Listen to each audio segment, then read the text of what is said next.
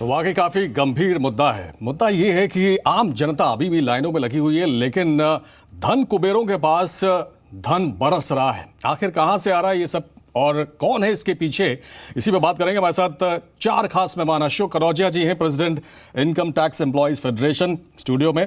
गोपाल कृष्ण अग्रवाल जी हैं, spokes person BJP. Alok Sharma ji हैं, Congress spokes person. और विश्व बंधु Gupta, x commissioner income tax. आप सभी का बहुत स्वागत है। शुरुआत गोपाल कृष्ण जी आपसे ही करेंगे। जो मुद्दा है दरअसल वो यही है कि आम जनता परेशान हो रही है, अभी भी लाइनों में लगी हुई है और उसको पैसे नहीं मिल रहे हैं, लेकिन पूरे देश से नई करेंसी बरामद हो रही है। कौन है आखिर इसके पीछे, और क्या ये माना जाए कि सरकार को इस बात का अंदाजा नहीं था? नहीं, ऐसी बात नहीं। सरकार को अंदाज़ा है, देश में सिस्टम को मैनिपुलेट करने वाले लोग हैं।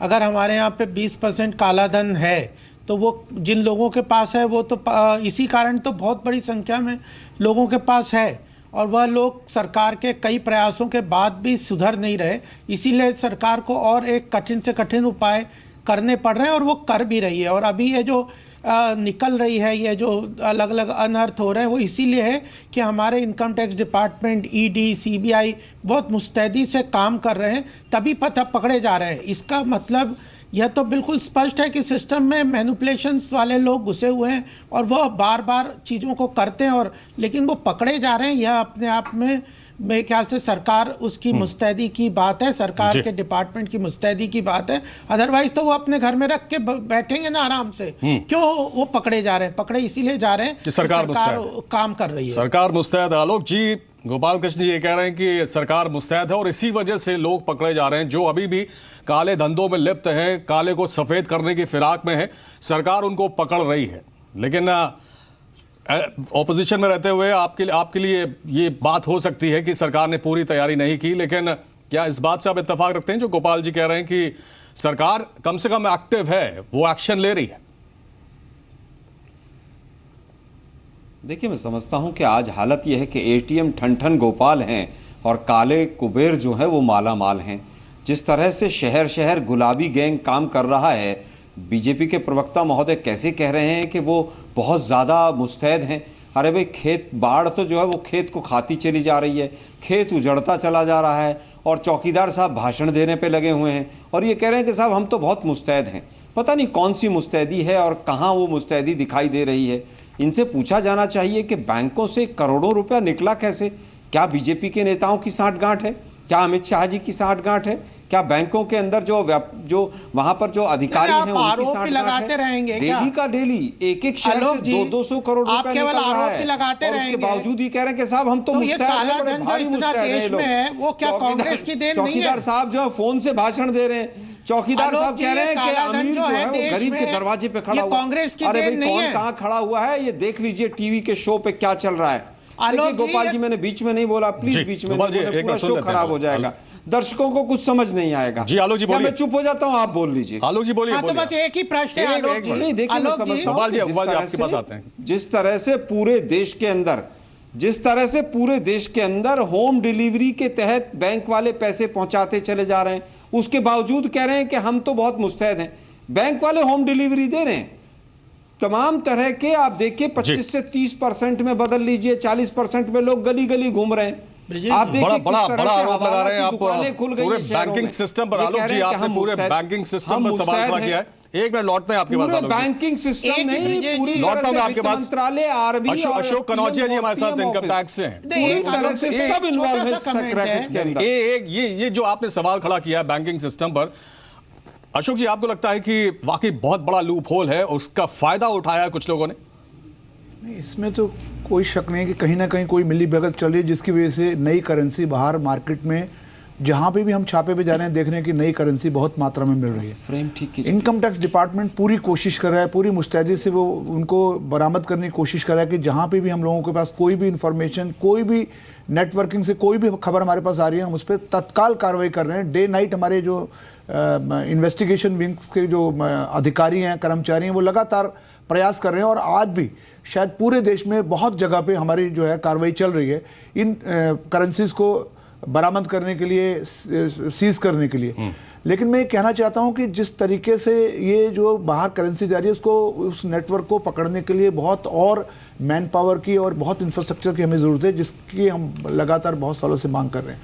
अभी जो काम है पहले काम से बहुत ज़्यादा काम बढ़ रहा है। जी। हमें लग रहा है कि जिस तरीके से पहले ऐसा हमें नहीं दिखता था, लेकिन जिस तरीके से अभी पिछले 5-7 दिनों में जो करेंसी बाहर आई है, जिस तरीके से हम लोगों के छापे चल रहे हैं, उससे हमें लगता है कि शायद बहुत ऐसी जगहें होंगी, बहुत ऐसे लोग होंगे जिनके पास इस तरीके की करेंसी पहुंच गई है। उसको जब्त करने के लिए या उस पर कार्रवाई करने के लिए हमें एक बहुत बड़े मैन पावर्स की और इंफ्रास्ट्रक्चर की जरूरत है। और उसकी काफी कमी है इनकम टैक्स में। हमारे पास आंकड़े भी हैं कि कर्मचारियों की काफी कमी है और इनकम टैक्स डिपार्टमेंट काफी प्रेशर में इस समय काम कर रहा है। सरकार से बात कर रहे हैं इस बारे में कि और हालांकि प्रधानमंत्री जी ने यह भी कहा है कि हम एडिशनल स्टाफ भी लगाएंगे अगर जरूरत पड़ी तो ये एश्योरेंस उन्होंने दिया है कि हम बख्शेंगे नहीं, चाहे हमको अतिरिक्त कर्मचारी लगाने पड़े, अधिकारी की तैनाती करनी पड़े। सरकार के साथ इस मुहिम में बिल्कुल आगे काम करने के लिए बहुत, लेकिन हम ये कहना चाहते हैं, सरकार से हमारी मांग है कि जो कमियां, जो सुविधाएं जो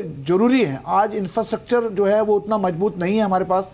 जो हमारा सर्वर है या हमें जो लैपटॉप चाहिए या हमें नेटवर्किंग चाहिए, उस तरीके की हम लोगों को नहीं मुहैया हो पाई, जबकि पूरे देश में इलेक्ट्रॉनिक्स मीडिया के साथ तो ये जो आपने जिस ओर इशारा किया है कि हमारे पास इंफ्रास्ट्रक्चर की कमी है, विश्व बंधु गुप्ता जी आपसे जानना चाहेंगे, क्या सरकार को इस बात का आभास नहीं था कि हमारे पास इंफ्रास्ट्रक्चर की कमी है, साधनों की कमी है, उसके बावजूद इतना बड़ा कदम उठाया गया? आपको लगता है कि सरकार ने थोड़ा जल्दबाजी की? नहीं, इसके अंदर एक जो चीज़ है जो लोगों को जो हमको समझ में आ रही है कि जितने भी ये नोट मिल रहे हैं, और अभी तो बहुत मिलेंगे, अभी तो शुरुआत हुई है, ये इसके अंदर मिनिमम इन्वॉल्वमेंट जो है ब्रांच मैनेजर से नीचे ऊपर शुरू गया है। इस तरह जो पैसा गया है ऊपर, इसमें बैंकों के चेयरमैन इन्वॉल्व हैं, क्योंकि कभी भी जो करप्शन होती है बिगर पैसे बट के नहीं होती। और मैं ये भी आपको एक बात बता दूं, जब यूपीए की गवर्नमेंट थी 2012 के अंदर रिजर्व बैंक के वॉल्ट्स पर, उनकी जहां पैसा रखते हैं वहां पर छापे पड़े थे, वहां पर, क्योंकि रिजर्व बैंक के वॉल्ट के अंदर भी नकली नोट पकड़े गए थे। ये उस समय कांग्रेस जो सरकार थी उसने सारा मामला दबा दिया था। और उसके बाद एक हाई लेवल मीटिंग हुई नॉर्थ ब्लॉक के अंदर, जिसमें सीबीआई, रॉ, मतलब 11 इन्वेस्टिगेशन एजेंसीज ने हिस्सा लिया, ये पता करने के लिए कि आरबीआई के उसमें कैसे पहुंच गए नकली नोट। एक मिनट सुन लीजिए ताकि पता रहे कि इस देश का इतिहास। आज का विषय वो नहीं है। उसके बाद आप बहुत सीनियर अधिकारी हैं, आज के विषय पे बात करें तो बेहतर रहेगा। मेरा नहीं है। अच्छा, मेरा विषय आप सुन लीजिए। 1977 में भी कुछ हुआ था, 1972 में भी कुछ हुआ था। हम आज के विषय पे बात करें तो बेहतर लेंगे। आप दूसरों को कुछ नहीं बोलने देंगे, आप सारे विषय सारे। विश्व बंधु जी, ये सवाल ये था, 1972 में भी एक घोटाला हुआ था, सवाल आज गुप्ता जी उसके बारे में सवाल आज आलोक जी मैं पूछ रहा हूं, मेरी बात आलोक जी एक मिनट, आलोक जी आप ध्यान से सुन लीजिए जी।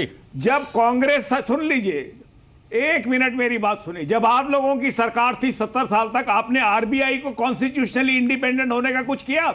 आज आरबीआई का जो गवर्नर है ये दो इंडिपेंडेंट पार्ट। नहीं सर, कांग्रेस फालतू की बात नहीं किया, जो भी किया मोदी साहब ने किया। हमने विश्व बंधु जी, हम लोग लग रहा है भटक रहे हैं, थोड़ा सा भटक रहे हैं। हम आज के परिप्रेक्ष्य में आपसे सवाल कर रहे हैं। कहां जा रहे हैं पता नहीं विश्व बंधु गुप्ता जी, हम आज के सिनेरियो में आपसे बात कर रहे हैं। देश की इतनी खराब हो गई है, आलोक जी 77 में 75 में 72 में पहुंच रहे हैं। बस आप आलोक जी को बोलने दीजिए और कोई काम धंधे बंद हो गए। आलोक जी ज्यादा लोग बेरोजगार हो गए। विश्व बंधु गुप्ता जी की बात सुनिए। 72 में आरबीआई ने क्या किया था उसका डिस्कशन शुरू कर दिया। बात सुनिए विश्व बंधु जी, आज के परिप्रेक्ष्य में बात करिए। अच्छा, मेरी बात तो सुन लीजिए। आप कौन सी पार्टी से हैं? बीजेपी से हैं आप? आपको एक बात बता दूं, आपको ये जितने ये 2000 का जो नोट है ना, वो जो गलत छापे में छपा है बड़े नोट के ऊपर, उसको आपको पता आपने वो क्यों किया है?